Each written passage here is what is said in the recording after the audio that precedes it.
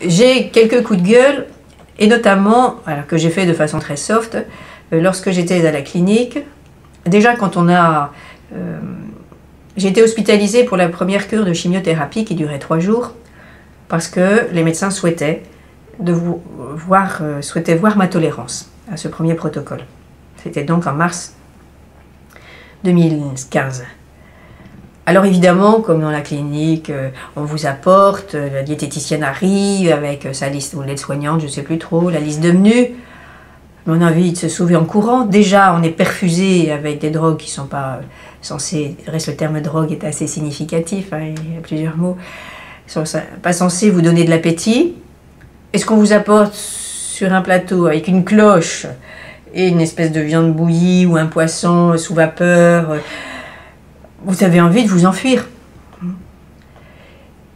Donc, ça, on n'a pas trop l'énergie au tout début parce que c'est la première fois, donc on dit rien. Ensuite, dans les cures suivantes d'hôpital de jour, j'avais quand même dans l'intervalle appris que le sucre n'était pas satisfaisant.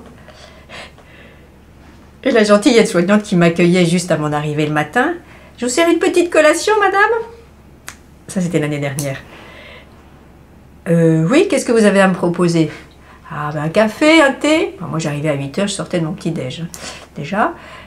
Oui, non, j'ai des tisanes. Non, sinon, vous me donnez une bouteille d'eau.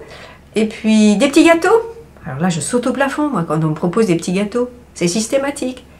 Et cette année, avec le nouveau protocole, où je ne restais qu'1 h 30, à nouveau, la gentille aide-soignante passe. Qu'est-ce que vous voulez, madame? Alors, toute contente à l'idée de me faire plaisir. Des petits gâteaux? Non, pas de petits gâteaux. Alors, j'en profitais pour faire mon petit couplet. Vous voulez que je vous parle de la cellule cancéreuse rapidement? Je vais vous en dire 2 mots. Alors, elle s'arrêtait, prenait 3 secondes, et puis je leur disais, vous savez, la cellule cancéreuse, elle a besoin de 18 fois plus de sucre. Alors, je voyais leurs yeux s'écarquiller que les autres. Alors, surtout, arrêtez de me proposer des petits gâteaux. Bien, madame. Et puis, partez un peu penaute. Alors, je le dis avec humour, mais je le dis également avec tristesse. C'est pour ça que vous intituliez votre question révolte, parce que là, on n'a pas fait du tout de progrès.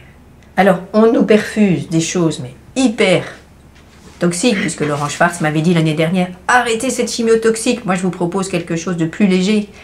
Donc il m'a proposé le métabloc. Et cette année, quand j'ai redémarré le nouveau protocole et qu'au bout de 6 mois, il voit que je suis encore en vie, et qu'il me dit, continuez cette chimio moins toxique, plus mon traitement, ça veut bien dire que la chimiothérapie, même si elle tue les cellules cancéreuses, elle a quand même des effets secondaires. J'en ai pas parlé tout à l'heure, mais entre autres, j'ai une neuropathie depuis cette époque-là, avec des fourmillements 24 h sur 24 des pieds et des mains.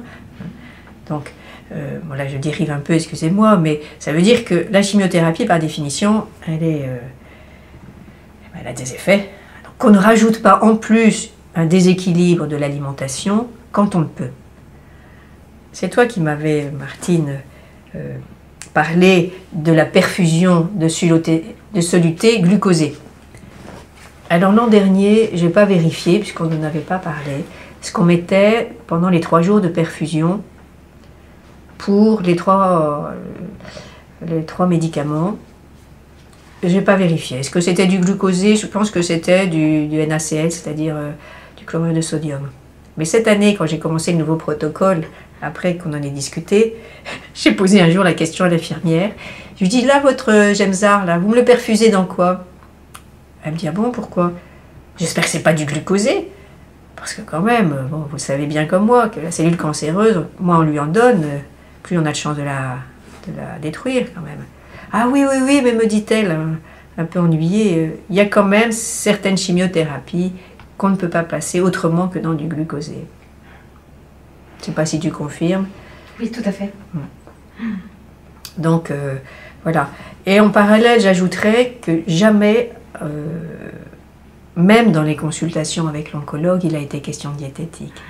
Alors là, c'est est-ce que parce que d'emblée, moi, j'avais déjà étudié la question et que ma fille et les livres que j'avais acquis m'avaient donné les éléments suffisants pour faire moi-même, comme je disais, ma petite cuisine, et qu'on s'était dit, bon, de toute façon, Madame Loyer, elle sait faire, mais jamais ça a été abordé.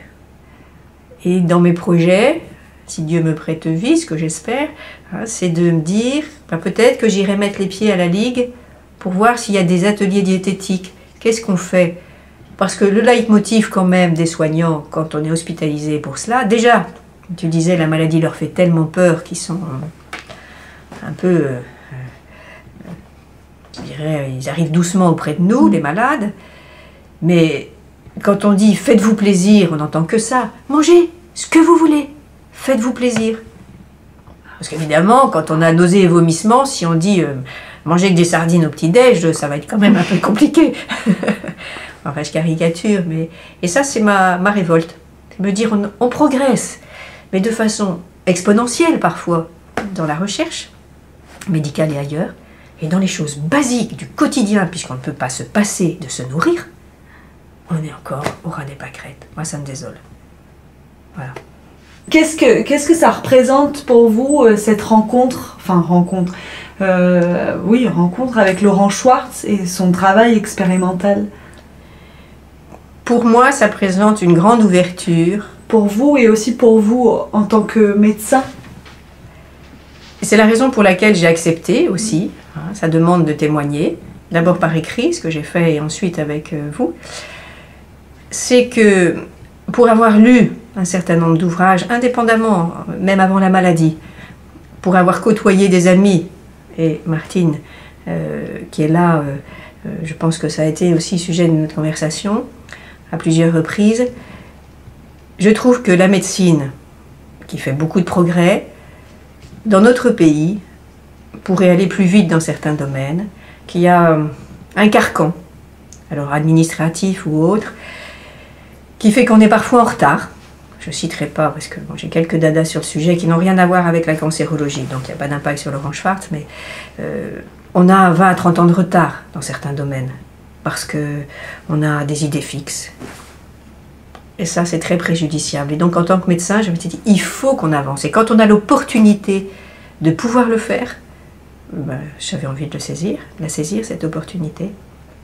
Et c'est parce que certains ont le courage de prendre des risques pour leur carrière, de sortir des sentiers battus, parce que ce sont des gens extrêmement brillants, qui ne sont pas cantonnés à leur spécialité ou à leur métier, qui vont aller s'ouvrir, hein, avec des raisonnements impressionnants. C'est comme ça que l'humanité progresse, que la médecine progresse, que les sciences progressent. Tous les jours, dans les journaux, on a des exemples de scientifiques et d'autres, hein, ou des artistes, enfin, qui sont sortis des sentiers battus, qui ont osé. Mais si on n'ose pas, on n'avance pas. Et pour vous, Laurent Schwartz est un exemple en matière? Oui, tout à fait. Et j'espère surtout qu'il va sortir de l'anonymat, même s'il n'est pas anonyme aujourd'hui, mais je pense que c'est compliqué quand même, les travaux qu'il a entrepris. Alors je n'ai pas trop creusé son cursus, bon, on en a parlé quand je l'ai rencontré au mois de novembre. Donc moi j'ai envie de participer à ma petite mesure en tant que patiente et médecin, parce que la vocation d'un médecin c'est de soigner, de pouvoir aider les autres, et si j'y contribue un petit peu, c'est tant mieux. Voilà.